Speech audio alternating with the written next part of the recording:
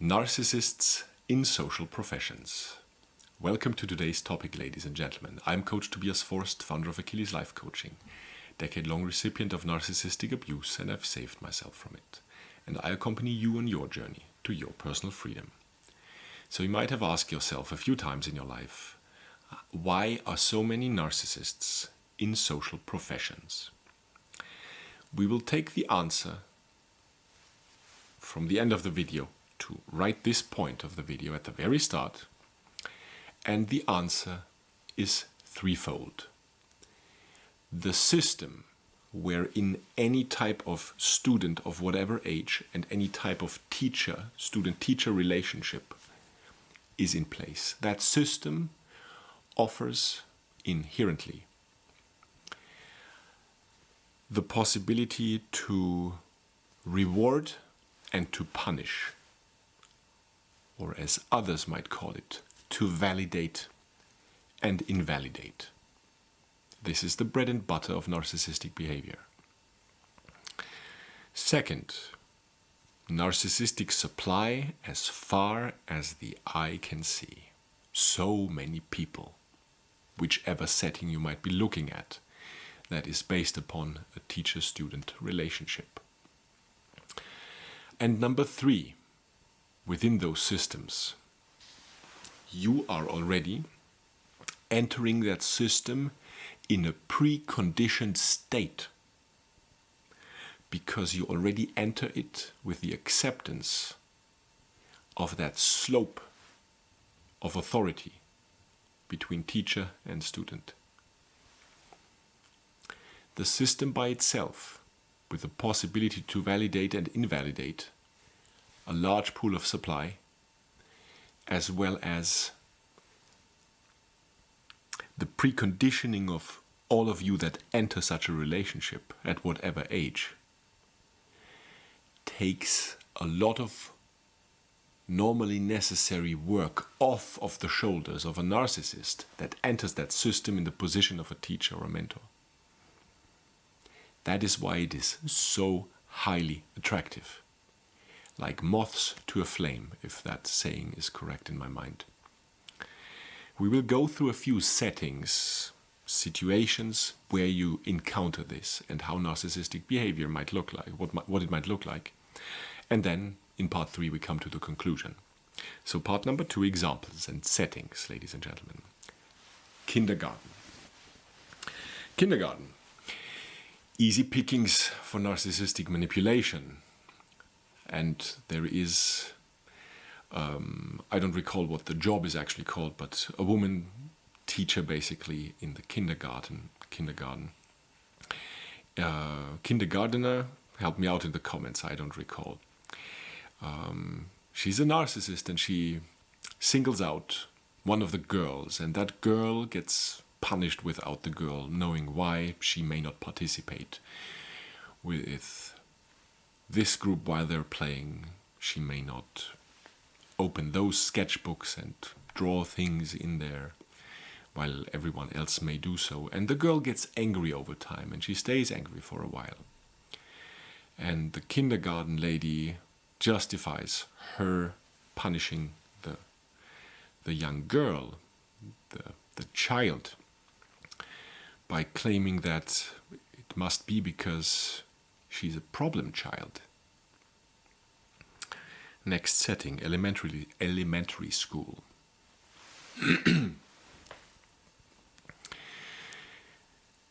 There's a woman teacher, a female teacher.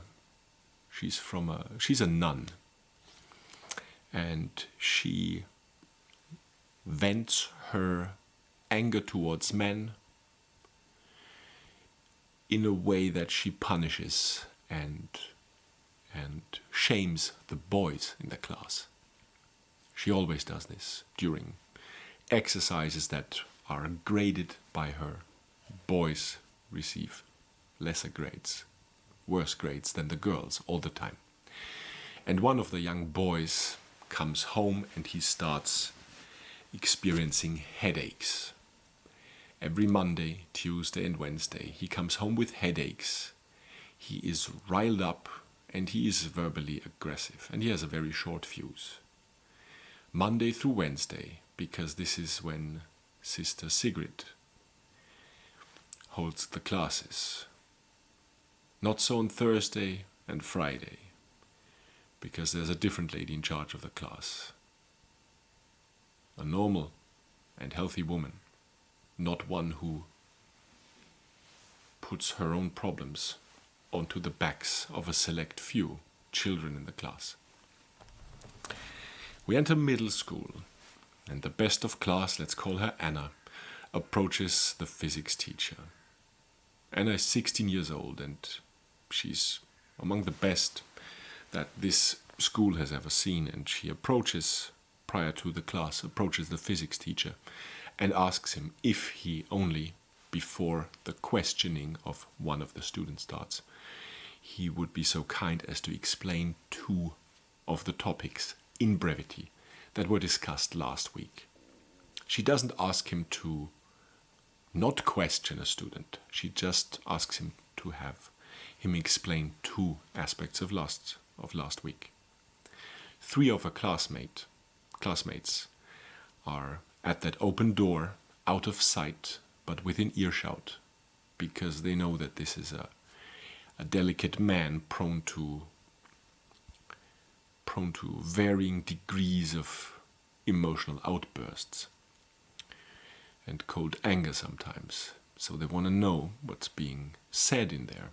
And they hear him, after they heard Anna utter her question, they hear him enthusiastically and soothingly tell Anna that she needn't worry, he's going to explain that.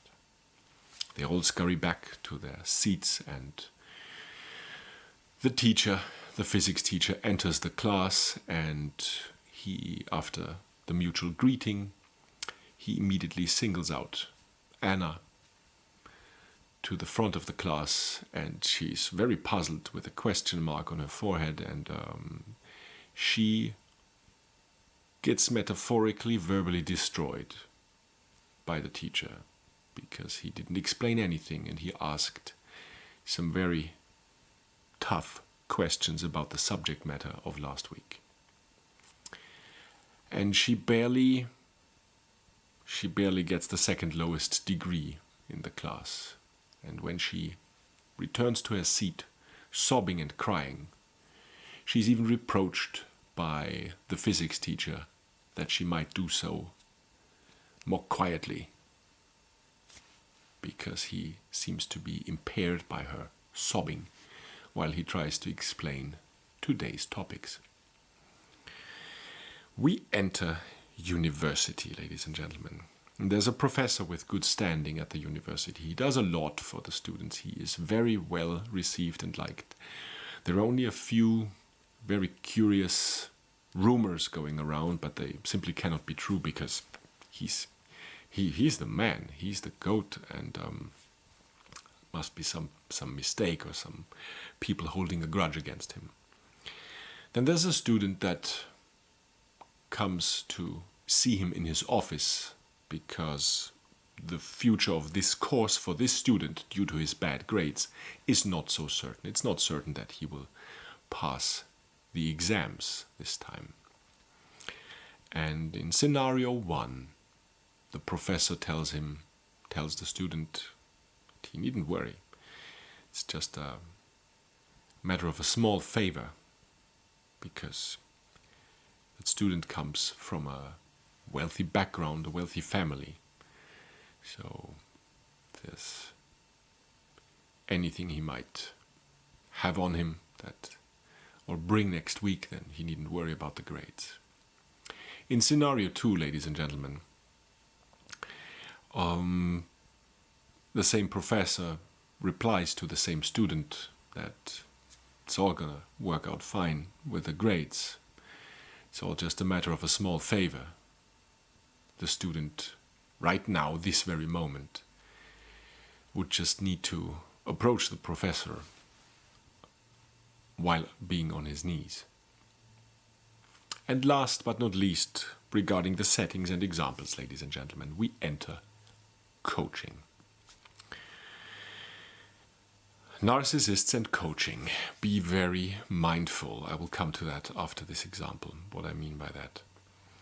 Imagine there's a coaching class of 25 people, and the coach that group is enjoying is he's very open, very dedicated to. Is everyone feeling well? And so nice to see you. Good to see you all. Is everyone doing fine? Very good.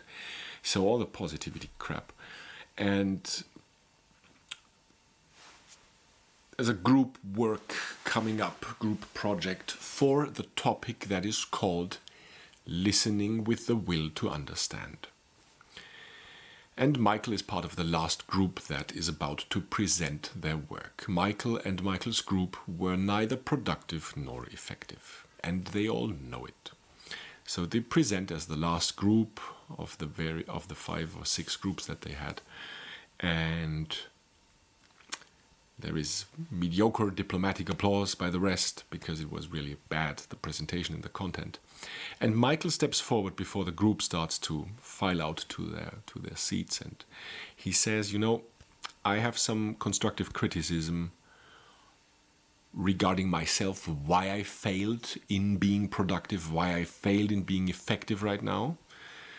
And there already seems to be a darkening cloud emerging over the head of the usually so happy-go-lucky coach there, not knowing what's coming. Michael criticizes himself, and he offers the people a way to avoid his mistakes. And then he points at the rest of the group without singling out a single person and offers constructive criticism of that body that is the rest of the group,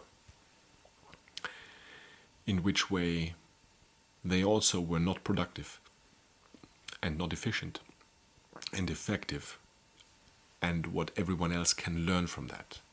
And that is the moment where the mask comes off of the good, dear coach. And the coach just crushes in verbally with a reproach. No, stop. This is not how we do things here. And Michael is taken aback and asks, what are we not doing which way? No, stop. Not offering an answer, just interjecting. And Michael, increasingly puzzled, points at the whiteboard and says, the topic is listening with the will to understand, and why are you, coach, not listening with the will to understand? And this is where the coach verbally explodes. Caught at his own game, forced to take responsibility, good gods, and he shames, to varying degrees that I cannot speak to here on the platform, Michael, and asks him with pressure to sit down. After this class, Michael never returned to this coaching. This was, for a reason, very elaborate, this last example, ladies and gentlemen, because when it comes to coaching, all of you need to keep one thing in mind. There is no barrier for calling oneself a coach. There is no barrier. It's the same lack of barrier for someone to become a businessman or a businesswoman. You just need to forward or put on the table like a few bucks for your business certificate that you've founded your business right now. A coach, someone who wants to call themselves a coach, has the same lack of barriers as someone who wants to become a father or a mother. No one checks anyone on that. There are no barriers of entry.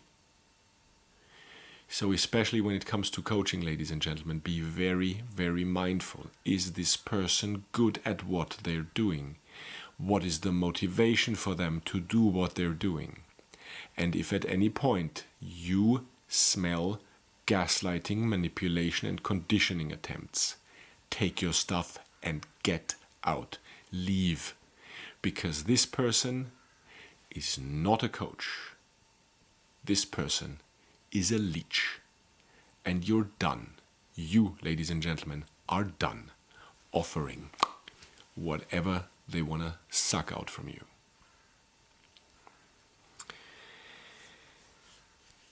To conclude part 3, ladies and gentlemen, after some rising emotion when it comes to coaches and narcissists, as Captain Howard in Bad Boys did it, Wusa, yeah, get it out of the system. So, system, that wasn't even planned for. Conclusion, the system, ladies and gentlemen, is not the problem.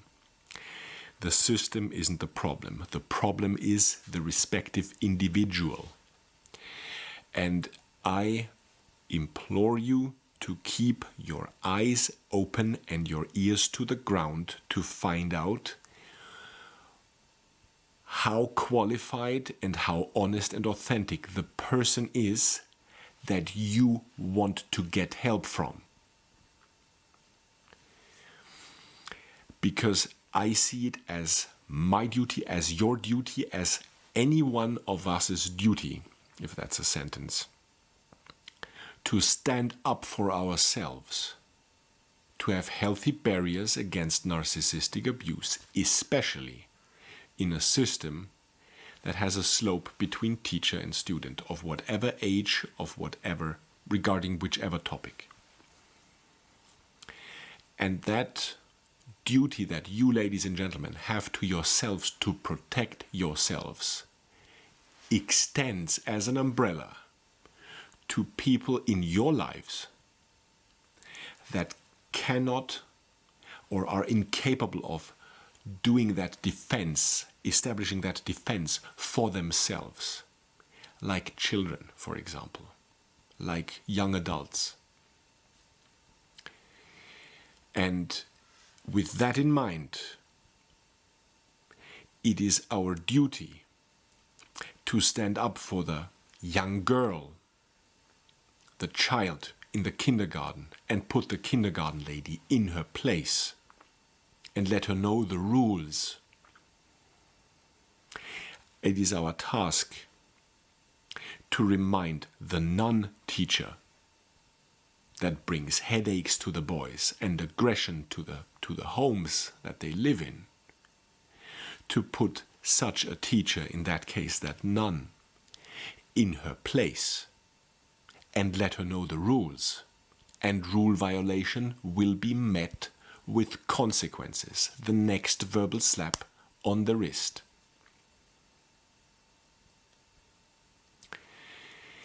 And so on, regarding whichever setting this applies to.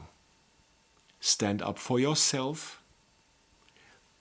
pack your things and leave if you can. And one more thing that comes to mind, especially when it's about a coaching setting.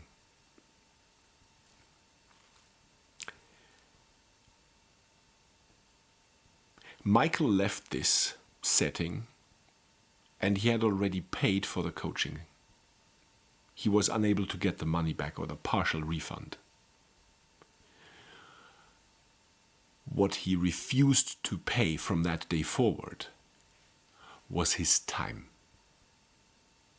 There was no more time that he paid this wannabe coach. He refused to pay this wannabe coach the time and the attention that he so craved. You might lose money along the way. Don't lose time. And stand up for those who cannot do so for themselves just yet. Be your own hero, ladies and gentlemen. Be your own heroine. And be that for people who have not yet reached the capacity to do so for themselves. Thanks for watching. I'll see you next time.